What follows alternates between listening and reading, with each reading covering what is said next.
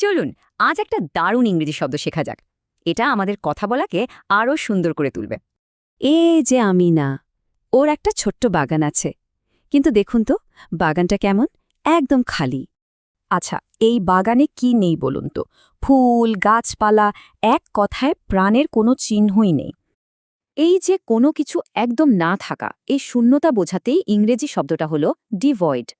তাই আমরা বলতে পারি আমিনার বাগানটা ডিভয়েড অফ ফ্লাওয়ার্স, মানে একটাও ফুল নেই। শুধু বাগান না, এই শব্দটা সম্পর্ক বোঝাতেও দারুণ কাজে লাগে। চলুন দেখি তো কিভাবে। এই বাক্যটা দেখুন, এর মানে হল তার ক্ষমা চাওয়ার মধ্যে কোনো আন্তরিকতাই ছিল না। মানে ক্ষমা তো চেয়েছে, কিন্তু তাতে কোনো আসল অনুভূতি ছিল না, একদম ভেতর থেকে আসেনি। সম্পর্কের কথা তো হলো, এবার চলুন বিজনেস বা ব্যবসার জগতে এর ব্যবহারটা দেখি।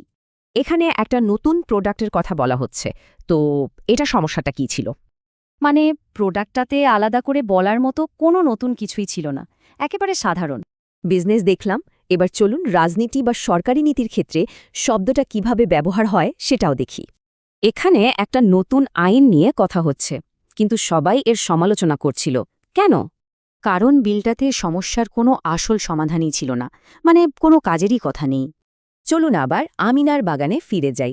দেখুন তো আগের আর পরের অবস্থাটা। আমিনা কিন্তু অনেক খেটেছে, আর এখন ওর বাগানটা ফুলে ফুলে ভরা। এটার ডিভয়েড অফ লাইফ নেই। তাহলে ডিভয়েড মনে রাখার সহজ উপায় হল আমিনার খালি বাগানটার কথা ভাবা। কোনো কিছু একদমই না থাকা মানেই হল ডিভয়েড। এবার সবার জন্য একটা প্রশ্ন, একটা ভালো বন্ধুত্ব কি ছাড়া একদমই অচল? What should a good friendship never be devoid of?